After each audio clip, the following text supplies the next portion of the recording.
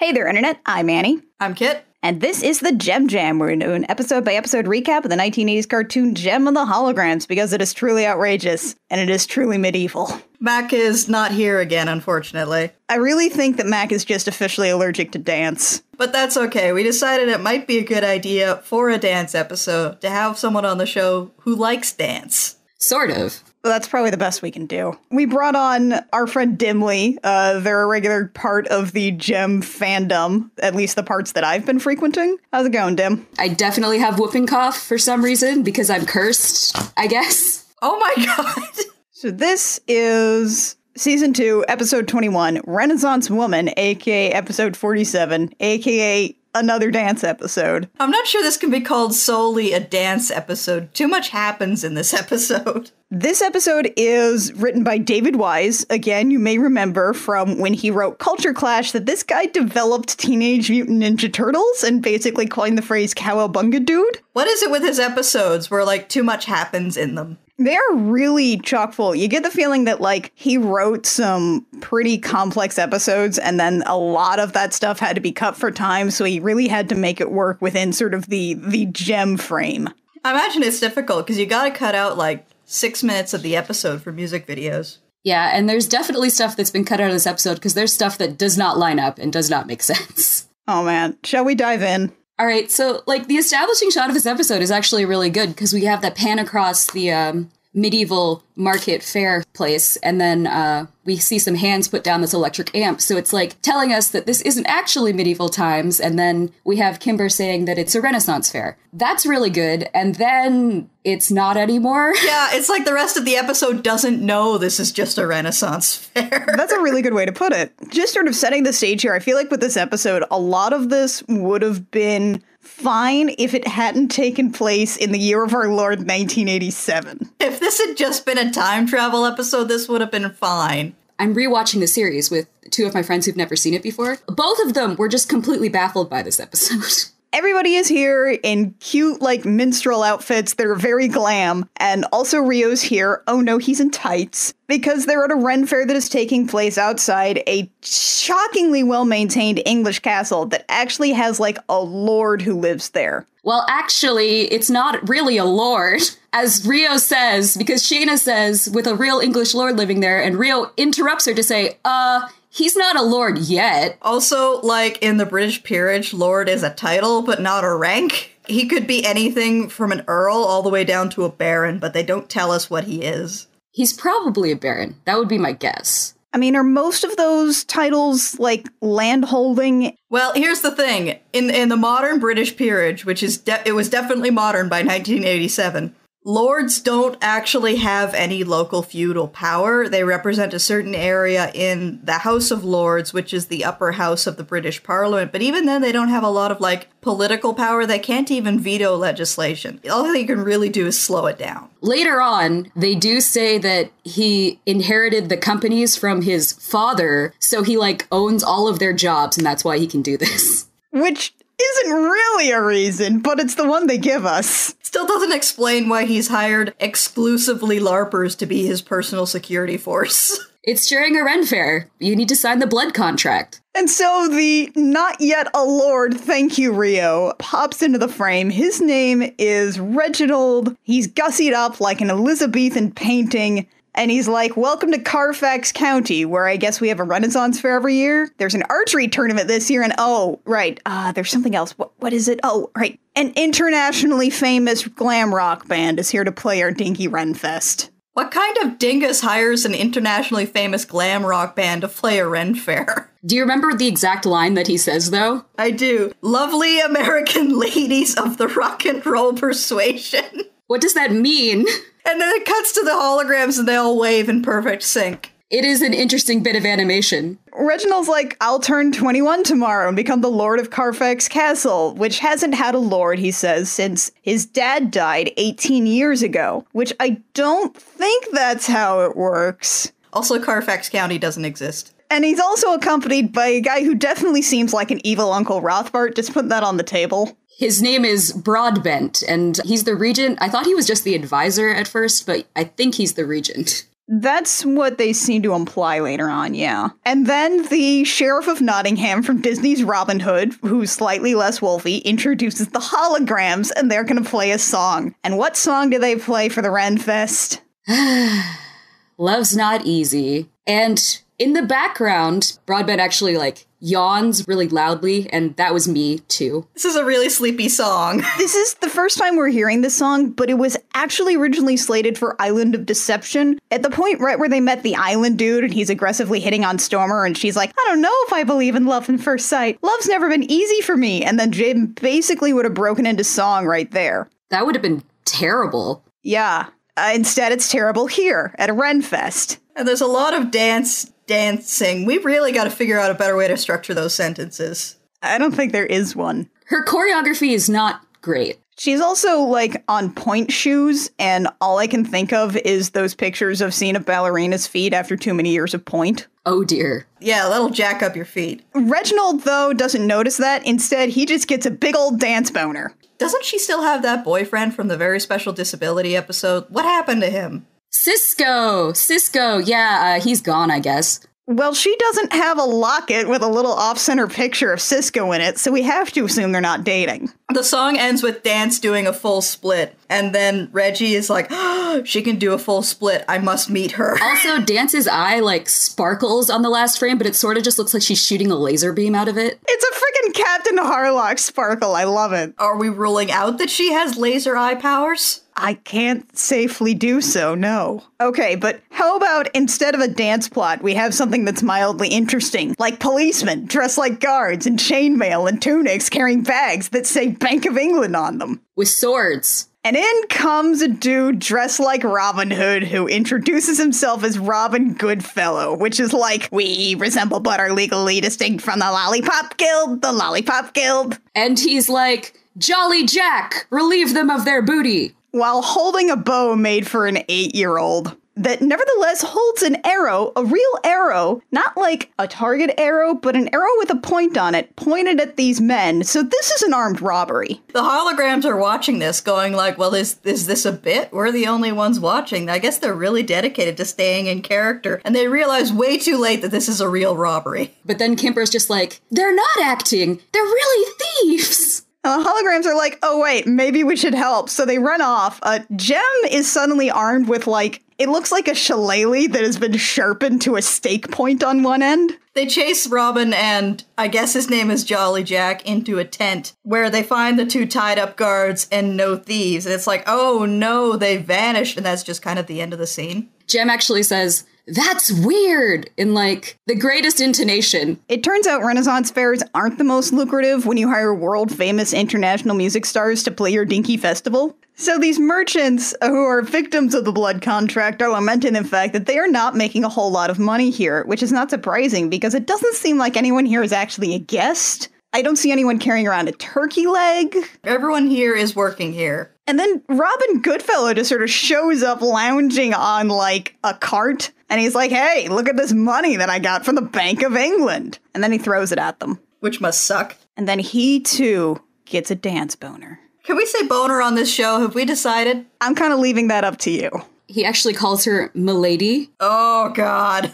Dance is like, oh, Robin Goodfellow, yeah, I saw the Disney movie. Shouldn't you be Harrier, or is this an Errol Flynn thing? And he's like, milady, it's an Errol Flynn thing. And he's like, Reginald's a tyrant, and I'm an orphan. I live in the actual woods. We all take lordships very seriously in England in the 1980s. All right, goodbye. He has to be dragged away by Jolly Jack as he asks her name. And she's like, Dance. And he's like, beautiful. We cut away to someone's letting the holograms handle actual real bows. Yeah, they're all participating in the archery tournament on the next day. This is a bad idea. This is a terrible idea. Speaking of terrible ideas, here comes evil Uncle Rothbart, who's like, Robin Goodfellow's going to be here. Why? I read it in the book. Also, I too saw the Disney movie. Look out for a suspiciously furry stork. Yeah, this exchange is right out of the Robin Hood myth, down to Dance being Maid Marian and saying, I've got to go warn Robin. No one seems to be aware of this.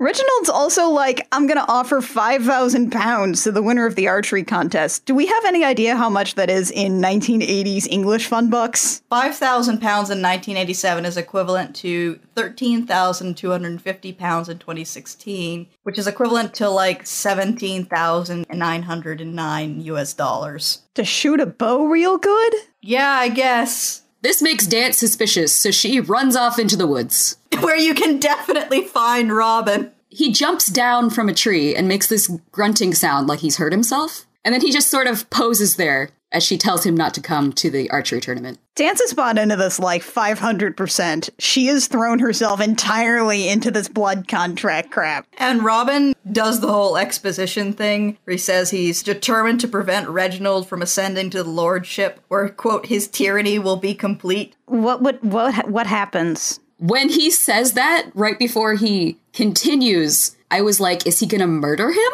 Like, for years, I've dedicated my life to stopping Reggie's schemes, and now I must stop Reggie. By murdering him. It's the year of our Lord, 1987. Again, lords have almost no political power.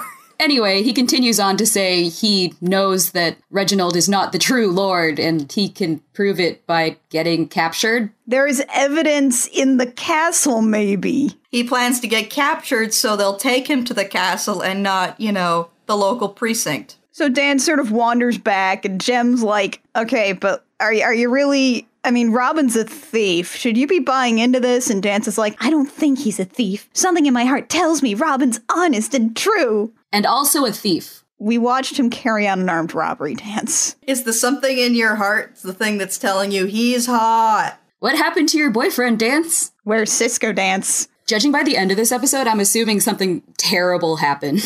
Anyway, the holograms suck at archery. It's actually, like, maybe my favorite scene of the episode, because they're just sort of being bad at archery and just having a good time and laughing about it, because they're not taking this too seriously. And then Rhea is amazing. She gets a friggin' bullseye with one shot. She's like, yeah, that's funny. Let me show you how it's actually done. And then Robin steals her thunder immediately. Yeah, what the heck, dude? He does that thing where you, like, shoot an arrow into the same arrow, into the same arrow, into the same arrow, except he does it in Rhea's target, which seems like bowling in someone else's lane. He also does it, like, constantly. He does it over and over and over and over and over again. Even after, like, the first three, he's still doing it when they cut over to him. That was not necessary. And immediately the guards are like, that's Robin! No. The Not Lord's hired muscle, who are guards armed with frickin' spears, surround Robin, and then we go to a ye olde commercial break. Memento Mori, buy a Robin Hood action figure? Was there a Robin Hood doll we don't know about?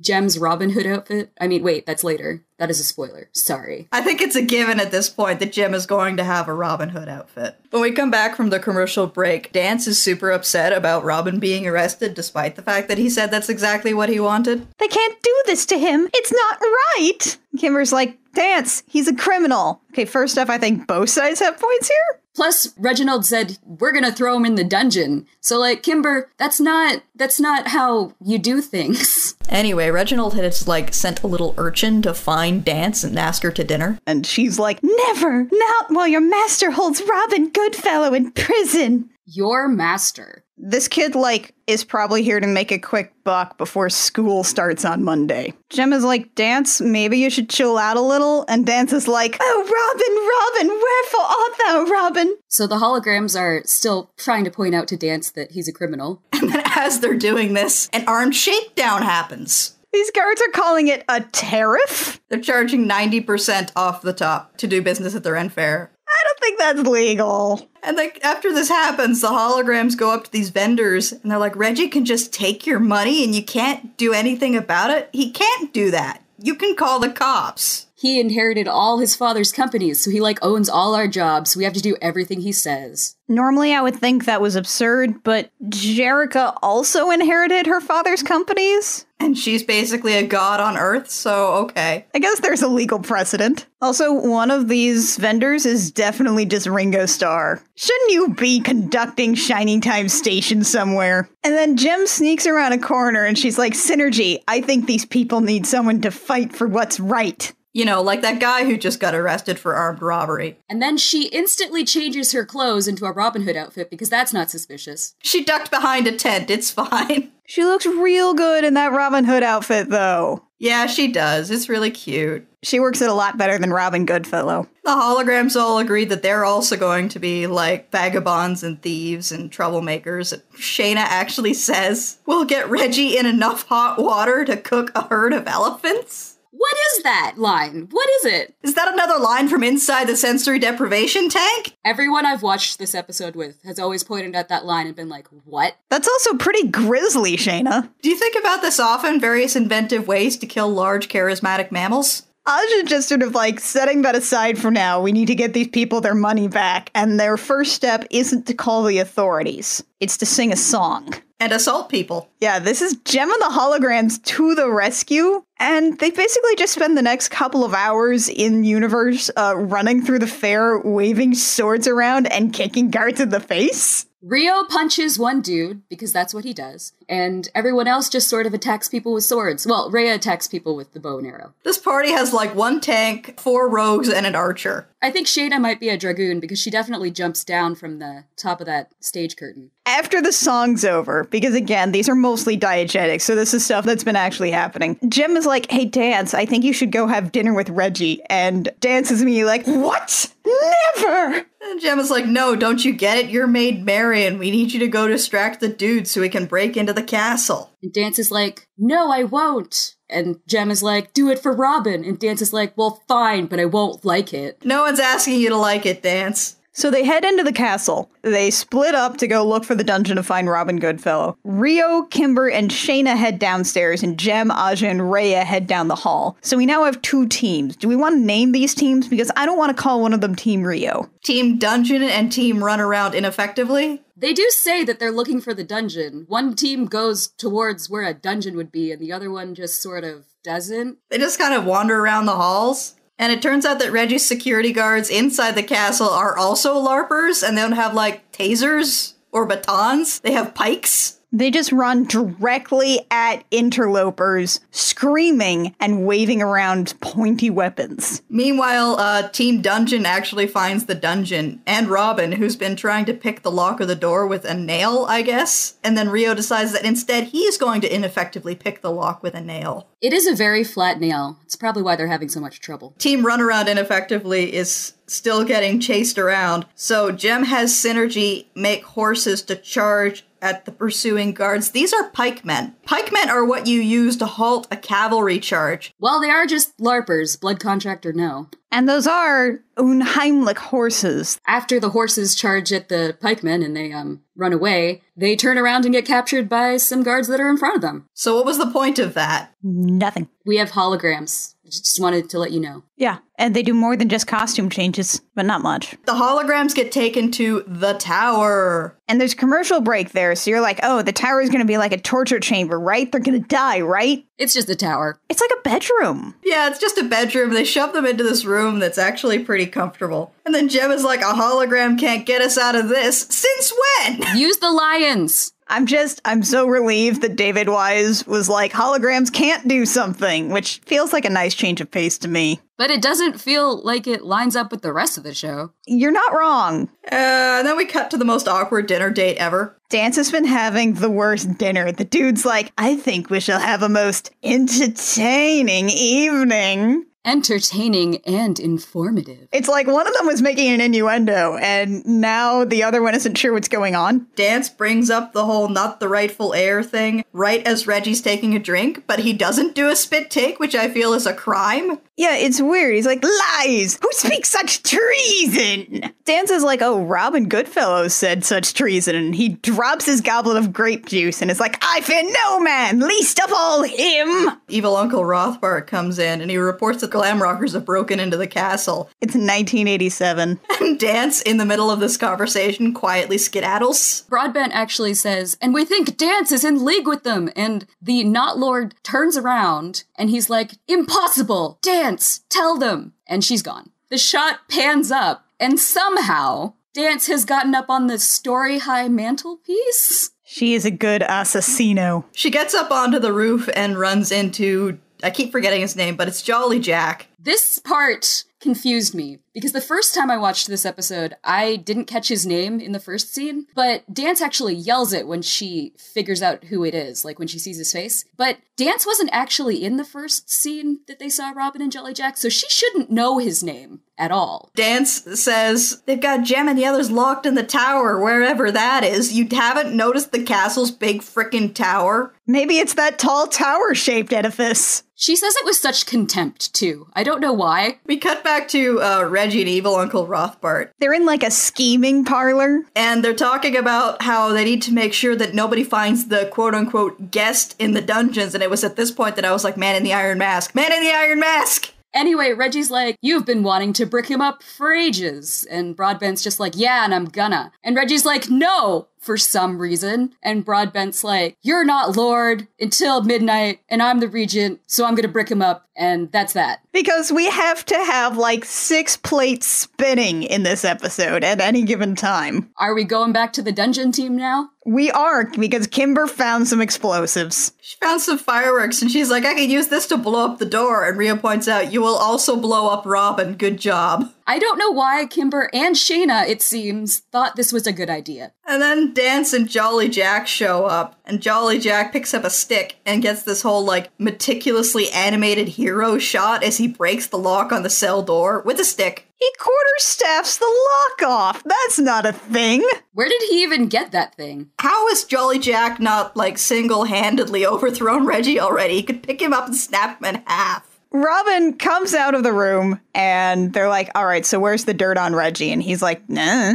The entire cast, other than Robin, is just like, what? What have you been doing this whole time? And he says the reason that he knows is because he heard a voice all the time that told him to look in the catacombs? When he was like a child? They're just like, well, okay, I guess we'll just do that. And then we switch to ostensibly the catacombs, where there's a man in the iron mask getting bricked up like a cask of Amontillado. They dressed up their prisoner for the Ren Fair. Yes, they did! Whose job was it to put him in the Ren Fair outfit? I mean, there's a lot of ways I could logically argue that this happened, but I like to just think that they decided that they needed to because the Ren Fair was on. Meanwhile, the holograms in Rio are wandering around in the basement, and they find, quote, all the money Reggie's stolen. It's a literal dragon hoard. It looks like the last room of the Disney Pirates of the Caribbean ride. So many gold doubloons. Why is none of this invested, and how has Reggie stolen this much gold? They only find the gold, and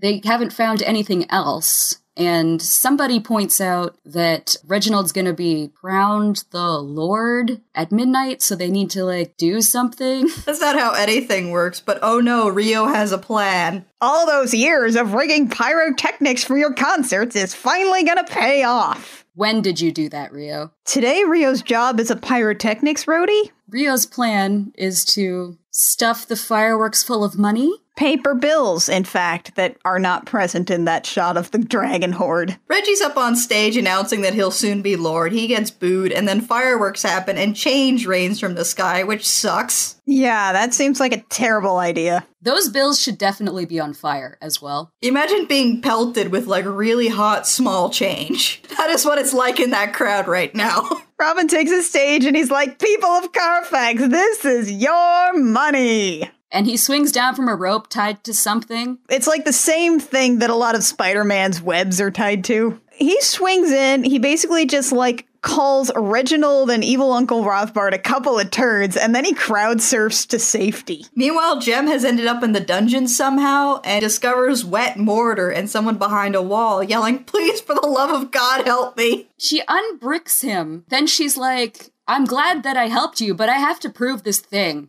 And I'm just like, Jem? You just found some messed up stuff. This is messed up as heck. They bricked up an old guy who is chained up with an iron mask on his face. This seems like this would be enough damning evidence. Yeah, connect the dots, Jem. If nothing else, you could probably get this guy deposed because he is clearly committing some crimes here. It turns out it's not legal to keep a dude in your basement. So the clock strikes 12, and Reginald proclaims himself Lord of Carfax, which means he is somehow now legally able to run Robin Goodfellow through with a spear. And then Jem's like, people of Carfax, your previous lord is still alive, and here he is. Also, Reggie's not his son.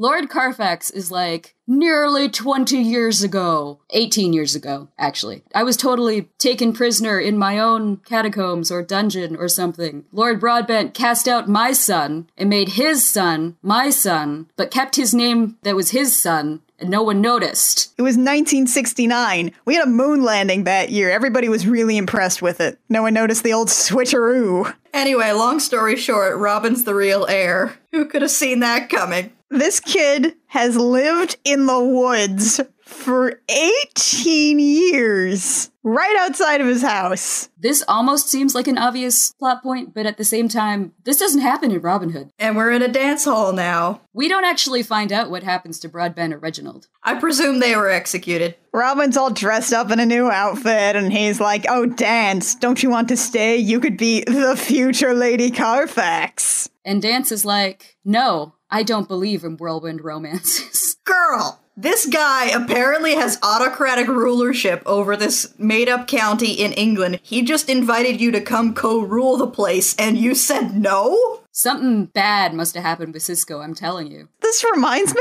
when I was reading up on this episode on Rock Gem, in the trivia section it said, this is actually an episode in which something doesn't fall on Dance. And then I guess we're going into the last music video. Yeah, this is Flowers in My Hair. It's been 3 new songs, and none of those songs are Misfits songs, and I hate everything. Where are the Misfits? Why can't they be making mischief at the publicity event of the county? That would have been too many scenes, and you know it. I cannot imagine making this plot even more complicated. So, Flowers in My Hair isn't actually that interesting, but I did hear a really good remix of it back in the day. By the way, one of these aforementioned flowers in Dance's hair was definitely a frickin' rose that Robin tucks behind Dance's ear. Wouldn't that hurt, like, a lot? Yeah, it would. And that song stops, and that's the episode. It just goes straight to credits. That was our denouement, I guess. Dimly, thank you so much for joining us. This was a lot of fun. Yeah, thanks for having me on. I had a lot of fun too. So if people want to see more from you / hear more from you, where can they find you on the internet? A couple different places. My Twitter is @MahoScream, so it's like MAHOU Scream. And then you can also catch me at my Let's Play channel, and that is Witch Planet Games on YouTube. And you can also find us at witchplanetgames.tumblr.com. The Gem Jam comes out every Sunday on iTunes, SoundCloud, Stitcher, and YouTube. You can find us on Twitter and Tumblr as well. We are at the Gem Jam just about everywhere, except on Twitter. We are at Gem Jam Cast. If you like what we do and you want to support us, a like, rating, review, subscribe, wherever you find our podcast is super helpful, especially iTunes. They don't give us any information, so that's just kind of what we have to work off of. If you have any money sitting around and you want to give that to us, we would question your logic, but also say thank you. You can do that at www.patreon.com/thegemjam. Join us next time when we journey to Shangri-La, whether we want to or not. I don't wanna. So until next time, dear listeners, I'm Annie. I'm Kit. I'm Dimly. And this has been the Gem Jam, where we remind you, to thine own self be outrageous.